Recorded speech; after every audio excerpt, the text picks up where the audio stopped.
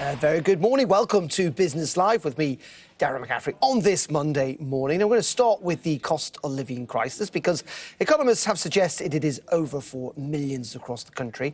But many may find that hard to believe. Prices are still up, despite inflation coming down considerably in recent years. Well, our economics and data editor, Ed Conway, has been taking a look at why so many of us are still feeling the squeeze. Is the cost of living crisis over? It doesn't really feel that way, does it? Even though economists tell us that inflation is dropping down again. Part of the reason for that is there's a lot going on beneath the surface, and I want to show you a few of those things, starting with inflation. Okay, and this is the chart. There's inflation, but it's not maybe the inflation chart that you typically tend to see, because rather than looking at the annual change in prices, which is what inflation economists tend to mean by inflation, this is looking at the level of the price of goods. So the basket of goods and services we buy on a daily basis, this is how that's changed over time.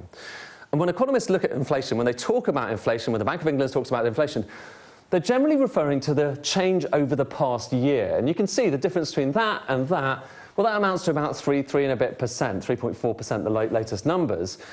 But when you and I go to the supermarket, we're typically not just thinking back at what's happened to prices in the last year. You're kind of thinking about what's happened to them in recent memory. And if you look back in recent memory, say the last 4 years, it's up by 25%.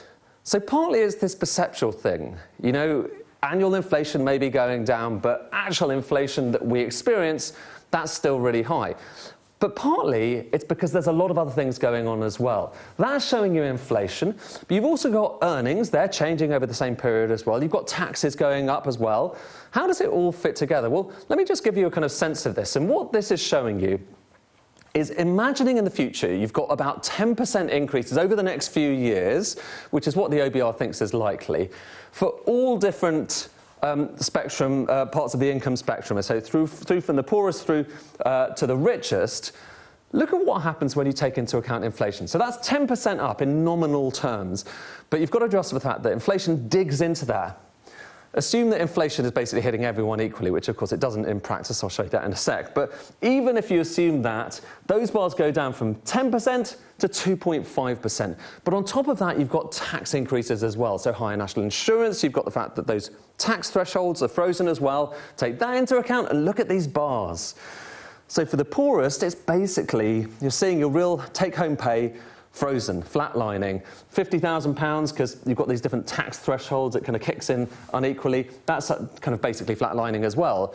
But that's not everything. On top of that, you've got to take into account higher council tax, and then when you put that into the equation as well, look, those on £50,000 actually seeing it falling in terms of their real take-home pay. Similar thing, even greater for those on £13,000 when council tax is taken into account. So that shows you that inflation is only one part of this story. What we're feeling and what we're feeling in our pockets is a very different story. And that is only one part. That's kind of it gets more complex than that. Because if you look, for instance, that last one just broke it down by income brackets. But you can break it down even further. You can look at people's different circumstances. So what about the difference between pensioners? What about the difference between people who own properties and not? That's looking at the overall increase in that period, real household disposable income. But now, after housing costs, which are pretty expensive, per person, including pensioners, it's going up, so it looks like it's better. But why is that? It's partly because a lot of people who own their home outright, particularly pensioners, don't have to pay as much in housing costs.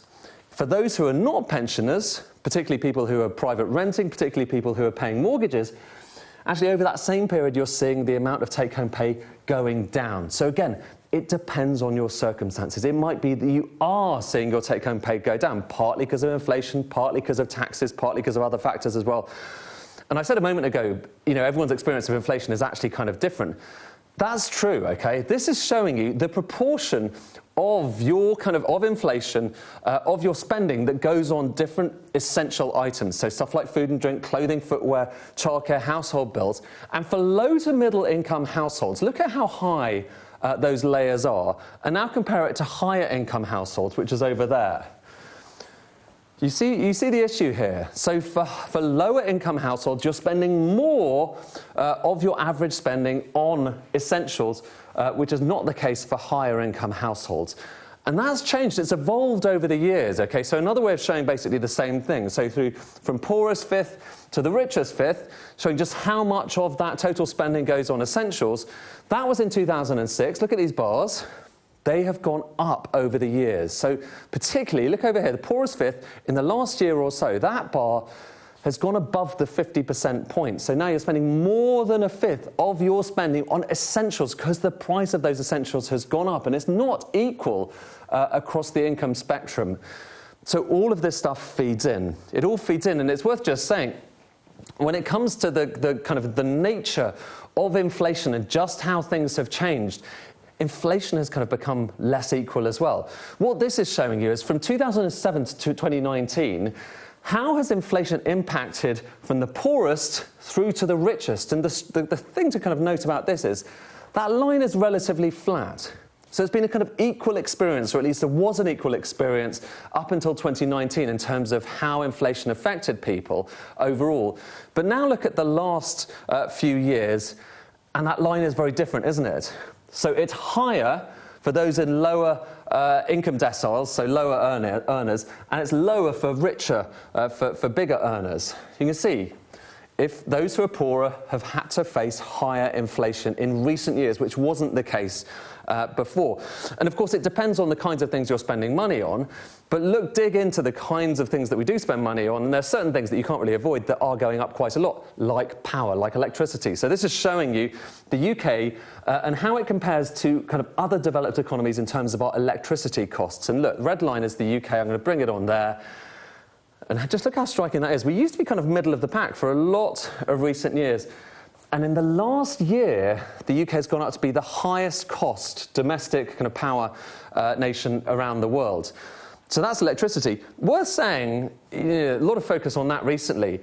When it comes to food, actually, this is a comparatively cheap country. It may not feel like it a lot of the time, but actually, same thing again. We're comparing the UK with other G7 nations, and actually the UK is cheaper than the average of other G7 nations. So we pay much more for power, but not much less, but less certainly when it comes to food.